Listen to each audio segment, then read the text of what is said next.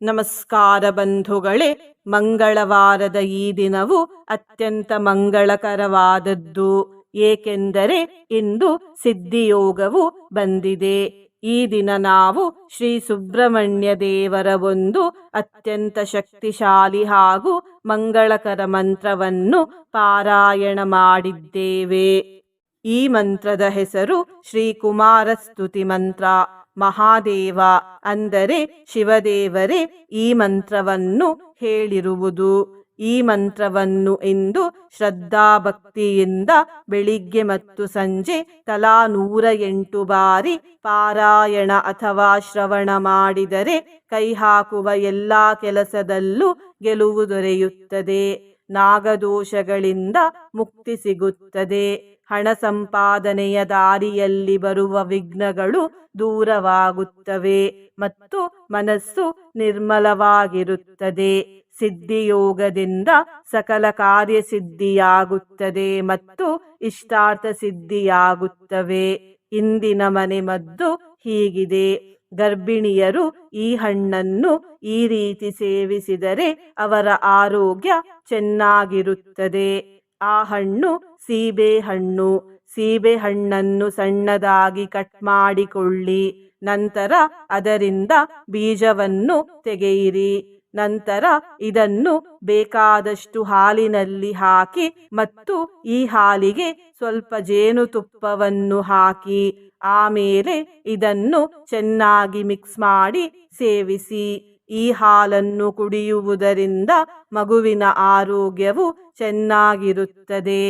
ಇದನ್ನು ಸೇವಿಸುವ ಮೊದಲು ವೈದ್ಯರನ್ನು ಸಂಪರ್ಕಿಸಿ. ಬಂಧುಗಳೇ, ನೀವು ಚಾನಲಿಗೆ ಹೊಸದಾಗಿ ಬಂದಿದ್ದರೆ ಚಾನಲ್ ಅನ್ನು ಸಬ್ಸ್ಕ್ರೈಬ್ ಮಾಡಿ, ಹತ್ತಿರ ಇರುವ ಬೆಲ್ ಬಟನ್ ಪ್ರೆಸ್ ಮಾಡಿ, ಆಲ್ ಅನ್ನುವ ಆಪ್ಷನ್ ಅನ್ನು ಸಿಲೆಕ್ಟ್ ಮಾಡಿ. ನೀವು ಸಬ್ಸ್ಕ್ರೈಬ್ ಮಾಡಿದರೆ ನಮಗೂ ಇನ್ನೂ ಹೆಚ್ಚು ವಿಡಿಯೋ ಮಾಡಲು ಸ್ಫೂರ್ತಿ ಸಿಗುತ್ತದೆ ಮತ್ತು ನಿಮಗೂ ನಮ್ಮ ಹೊಸ ವಿಡಿಯೋ ಅಪ್ಲೋಡ್ ಆದ ತಕ್ಷಣವೇ ಸಿಗುತ್ತದೆ. ಮಂತ್ರಶ್ರವಣ ಮಾಡುವಾಗ ನಮೋ ಸುಬ್ರಹ್ಮಣ್ಯ ಎಂದು ಕಮೆಂಟ್ ಮಾಡಿ ಬಂಧುಗಳೇ. ಮಂತ್ರ ಪಾರಾಯಣವನ್ನು ಶುರು ಮಾಡೋಣ.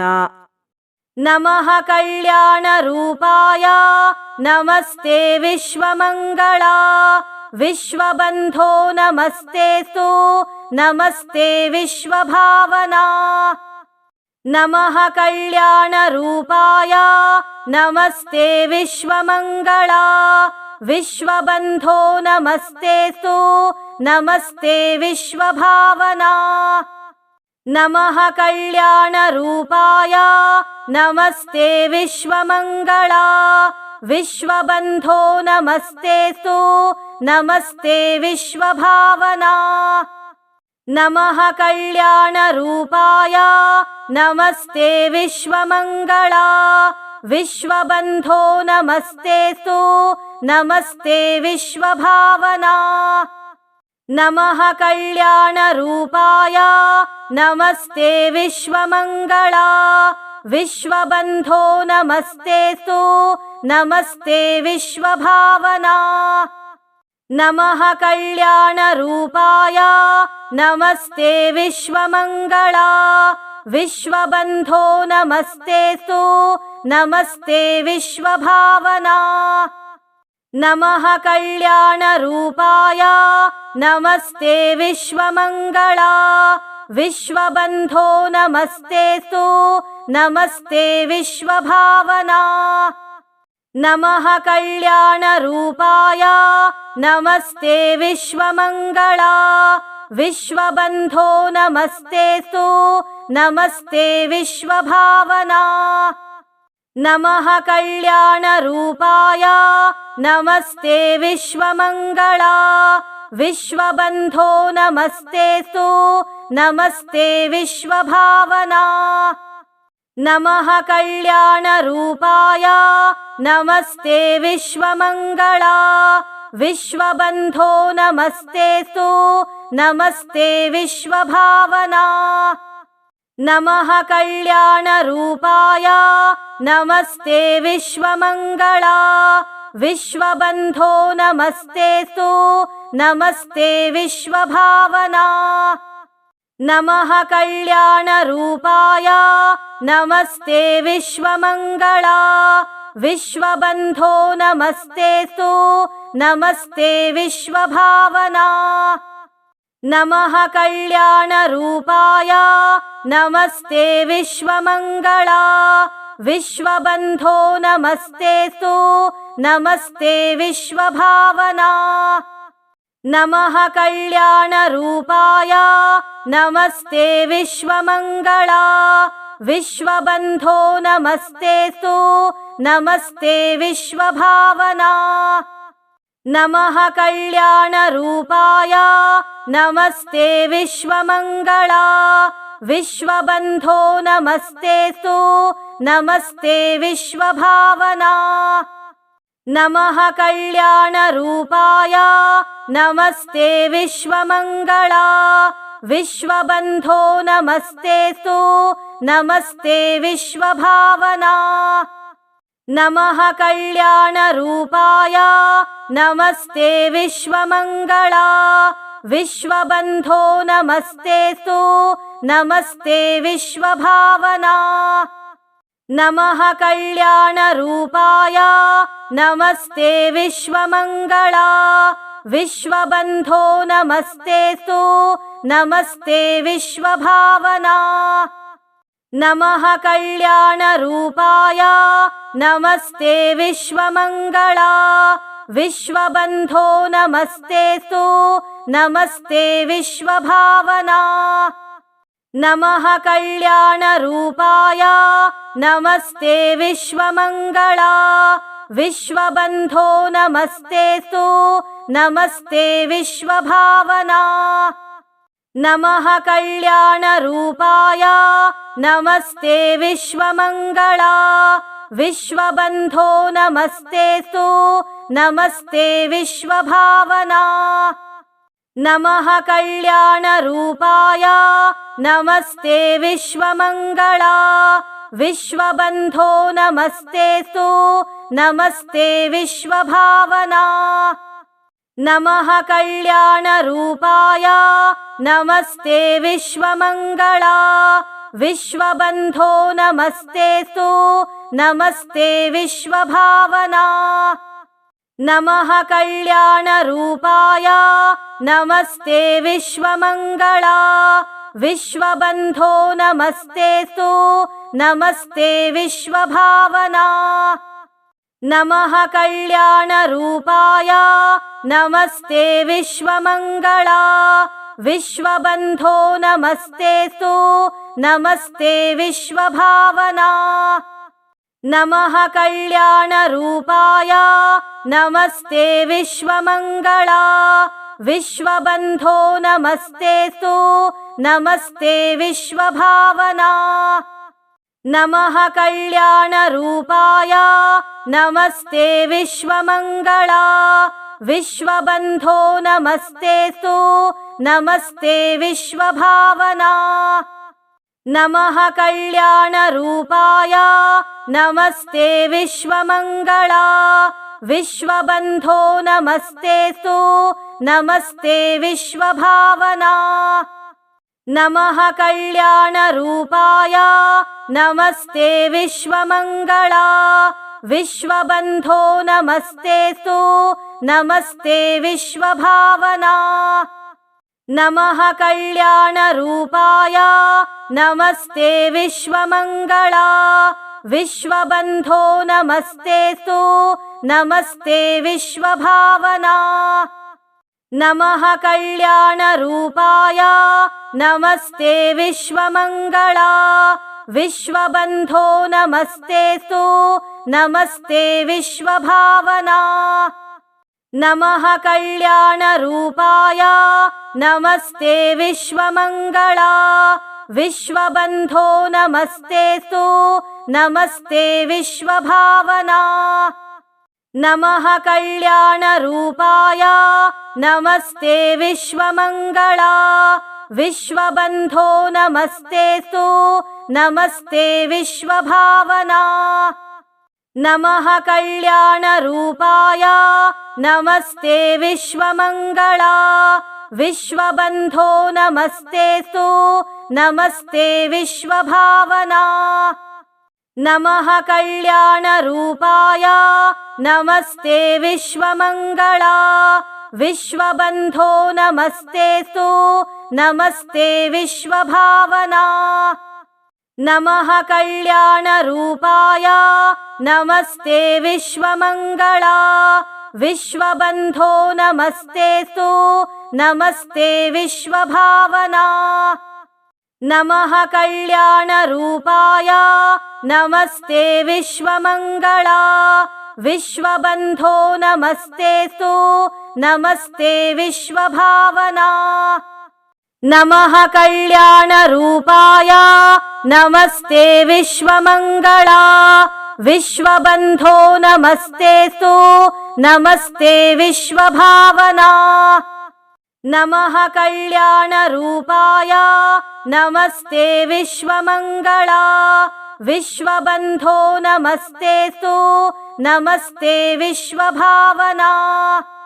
नमः कल्याणरूपाय नमस्ते विश्वमङ्गला विश्वबन्धो नमस्तेस्तु नमस्ते विश्वभावना नमः कल्याणरूपाय नमस्ते विश्वमङ्गला विश्वबन्धो नमस्तेस्तु नमस्ते विश्वभावना नमः कल्याणरूपाय नमस्ते विश्वमङ्गला विश्वबन्धो नमस्तेस्तु नमस्ते विश्वभावना नमः कल्याणरूपाय नमस्ते विश्वमङ्गला विश्वबन्धो नमस्तेस्तु नमस्ते विश्वभावना नमः कल्याणरूपाय नमस्ते विश्वमङ्गला विश्वबन्धो नमस्तेस्तु नमस्ते विश्वभावना नमः कल्याणरूपाय नमस्ते विश्वमङ्गला विश्वबन्धो नमस्तेस्तु नमस्ते विश्वभावना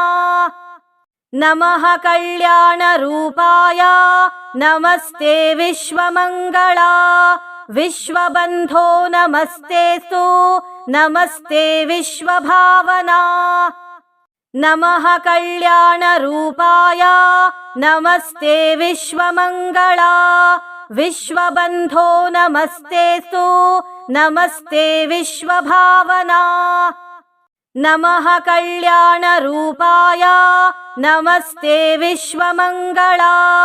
विश्वबन्धो नमस्तेस्तु नमस्ते विश्वभावना नमः कल्याणरूपाय नमस्ते विश्वमङ्गला विश्वबन्धो नमस्तेस्तु नमस्ते विश्वभावना नमः कल्याणरूपाय नमस्ते विश्वमङ्गला विश्वबन्धो नमस्तेस्तु नमस्ते विश्वभावना नमः कल्याणरूपाय नमस्ते विश्वमङ्गला विश्वबन्धो नमस्तेस्तु नमस्ते विश्वभावना नमः कल्याणरूपाय नमस्ते विश्वमङ्गला विश्वबन्धो नमस्तेस्तु नमस्ते विश्वभावना नमः कल्याणरूपाय नमस्ते विश्वमङ्गला विश्वबन्धो नमस्तेस्तु नमस्ते विश्वभावना नमः कल्याणरूपाय नमस्ते विश्वमङ्गला विश्वबन्धो नमस्तेस्तु नमस्ते विश्वभावना नमः कल्याणरूपाय नमस्ते विश्वमङ्गला विश्वबन्धो नमस्तेस्तु नमस्ते विश्वभावना नमः कल्याणरूपाय नमस्ते विश्वमङ्गला विश्वबन्धो नमस्तेऽस्तु नमस्ते विश्वभावना नमः कल्याणरूपाय नमस्ते विश्वमङ्गला विश्वबन्धो नमस्तेऽस्तु नमस्ते विश्वभावना नमः कल्याणरूपाय नमस्ते विश्वमङ्गला विश्वबन्धो नमस्तेऽस्तु नमस्ते विश्वभावना नमः कल्याणरूपाय नमस्ते विश्वमङ्गला विश्वबन्धो नमस्तेऽस्तु नमस्ते विश्वभावना नमः कल्याणरूपाय नमस्ते विश्वमङ्गला विश्वबन्धो नमस्तेऽस्तु नमस्ते विश्वभावना नमः कल्याणरूपाय नमस्ते विश्वमङ्गला विश्वबन्धो नमस्तेऽस्तु नमस्ते विश्वभावना नमः कल्याणरूपाय नमस्ते विश्वमङ्गला विश्वबन्धो नमस्तेऽस्तु नमस्ते विश्वभावना नमः कल्याणरूपाय नमस्ते विश्वमङ्गला विश्वबन्धो नमस्तेऽस्तु नमस्ते विश्वभावना नमः कल्याणरूपाय नमस्ते विश्वमङ्गला विश्वबन्धो नमस्तेऽस्तु नमस्ते विश्वभावना नमः कल्याणरूपाय नमस्ते विश्वमङ्गला विश्वबन्धो नमस्तेऽस्तु नमस्ते विश्वभावना नमः कल्याणरूपाय नमस्ते विश्वमङ्गला विश्वबन्धो नमस्तेऽस्तु नमस्ते विश्वभावना नमः कल्याणरूपाय नमस्ते विश्वमङ्गला विश्वबन्धो नमस्तेऽस्तु नमस्ते विश्वभावना नमः कल्याणरूपाय नमस्ते विश्वमङ्गला विश्वबन्धो नमस्तेऽस्तु नमस्ते विश्वभावना नमः कल्याणरूपाय नमस्ते विश्वमङ्गला विश्वबन्धो नमस्तेऽस्तु नमस्ते विश्वभावना नमः कल्याणरूपाय नमस्ते विश्वमङ्गला विश्वबन्धो नमस्तेऽस्तु नमस्ते विश्वभावना नमः कल्याणरूपाय नमस्ते विश्वमङ्गला विश्वबन्धो नमस्तेऽस्तु नमस्ते विश्वभावना नमः कल्याणरूपाय नमस्ते विश्वमङ्गला विश्वबन्धो नमस्तेऽस्तु नमस्ते विश्वभावना नमः कल्याणरूपाय नमस्ते विश्वमङ्गला विश्वबन्धो नमस्तेऽस्तु नमस्ते विश्वभावना नमः कल्याणरूपाय नमस्ते विश्वमङ्गला विश्वबन्धो नमस्तेऽस्तु नमस्ते विश्वभावना नमः कल्याणरूपाय नमस्ते विश्वमङ्गला विश्वबन्धो नमस्तेऽस्तु नमस्ते विश्वभावना नमः कल्याणरूपाय नमस्ते विश्वमङ्गला विश्वबन्धो नमस्तेऽस्तु नमस्ते विश्वभावना नमः कल्याणरूपाय नमस्ते विश्वमङ्गला विश्वबन्धो नमस्तेऽस्तु नमस्ते विश्वभावना नमः कल्याणरूपाय नमस्ते विश्वमङ्गला विश्वबन्धो नमस्तेऽस्तु नमस्ते विश्वभावना नमः कल्याणरूपाय नमस्ते विश्वमङ्गला विश्वबन्धो नमस्तेस्तु नमस्ते विश्वभावना नमः कल्याणरूपाय नमस्ते विश्वमङ्गला विश्वबन्धो नमस्तेस्तु नमस्ते विश्वभावना नमः कल्याणरूपाय नमस्ते विश्वमङ्गला विश्वबन्धो नमस्तेस्तु नमस्ते विश्वभावना नमः कल्याणरूपाय नमस्ते विश्वमङ्गला विश्वबन्धो नमस्तेस्तु नमस्ते विश्वभावना नमः कल्याणरूपाय नमस्ते विश्वमङ्गला विश्वबन्धो नमस्तेस्तु नमस्ते विश्वभावना नमः कल्याणरूपाय नमस्ते विश्वमङ्गला विश्वबन्धो नमस्तेस्तु नमस्ते विश्वभावना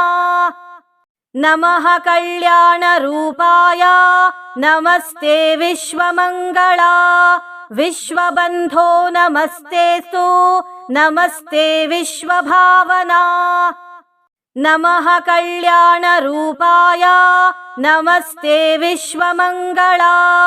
विश्वबन्धो नमस्तेस्तु नमस्ते विश्वभावना नमः कल्याणरूपाय नमस्ते विश्वमङ्गला विश्वबन्धो नमस्तेस्तु नमस्ते विश्वभावना नमः कल्याणरूपाय नमस्ते विश्वमङ्गला विश्वबन्धो नमस्तेस्तु नमस्ते विश्वभावना नमः कल्याणरूपाय नमस्ते विश्वमङ्गला विश्वबन्धो नमस्तेस्तु नमस्ते विश्वभावना नमः कल्याणरूपाय नमस्ते विश्वमङ्गला विश्वबन्धो नमस्तेस्तु नमस्ते विश्वभावना नमः कल्याणरूपाय नमस्ते विश्वमङ्गला विश्वबन्धो नमस्तेस्तु नमस्ते विश्वभावना नमः कल्याणरूपाय नमस्ते विश्वमङ्गला विश्वबन्धो नमस्तेस्तु नमस्ते विश्वभावना नमः कल्याणरूपाय नमस्ते विश्वमङ्गला विश्वबन्धो नमस्तेस्तु नमस्ते विश्वभावना नमः कल्याणरूपाय नमस्ते विश्वमङ्गला विश्वबन्धो नमस्तेस्तु नमस्ते विश्वभावना नमः कल्याणरूपाय नमस्ते विश्वमङ्गला विश्वबन्धो नमस्तेस्तु नमस्ते विश्वभावना नमः कल्याणरूपाय नमस्ते विश्वमङ्गला विश्वबन्धो नमस्तेस्तु नमस्ते विश्वभावना नमः कल्याणरूपाय नमस्ते विश्वमङ्गला विश्वबन्धो नमस्तेस्तु नमस्ते विश्वभावना नमः कल्याणरूपाय नमस्ते विश्वमङ्गला विश्वबन्धो नमस्तेस्तु नमस्ते विश्वभावना नमः कल्याणरूपाय नमस्ते विश्वमङ्गला विश्वबन्धो नमस्तेस्तु नमस्ते विश्वभावना नमः कल्याणरूपाय नमस्ते विश्वमङ्गला विश्वबन्धो नमस्तेस्तु नमस्ते विश्वभावना नमः कल्याणरूपाय नमस्ते विश्वमङ्गला विश्वबन्धो नमस्तेऽस्तु नमस्ते विश्वभावना नमः कल्याणरूपाय नमस्ते विश्वमङ्गला विश्वबन्धो नमस्तेऽस्तु नमस्ते विश्वभावना नमः कल्याणरूपाय नमस्ते विश्वमङ्गला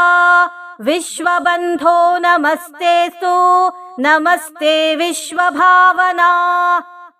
नमः कल्याणरूपाय नमस्ते विश्वमङ्गला विश्वबन्धो नमस्तेऽस्तु नमस्ते विश्वभावना नमः कल्याणरूपाय नमस्ते विश्वमङ्गला विश्वबन्धो नमस्तेऽस्तु नमस्ते विश्वभावना नमः कल्याणरूपाय नमस्ते विश्वमङ्गला विश्वबन्धो नमस्तेऽस्तु नमस्ते विश्वभावना नमः कल्याणरूपाय नमस्ते विश्वमङ्गला विश्वबन्धो नमस्तेऽस्तु नमस्ते विश्वभावना नमः कल्याणरूपाय नमस्ते विश्वमङ्गला विश्वबन्धो नमस्तेऽस्तु नमस्ते विश्वभावना नमः कल्याणरूपाय नमस्ते विश्वमङ्गला विश्वबन्धो नमस्तेऽस्तु नमस्ते विश्वभावना नमः कल्याणरूपाय नमः कल्याणरूपाय नमस्ते विश्वमङ्गला विश्वबन्धो नमस्तेऽस्तु नमस्ते विश्वभावना।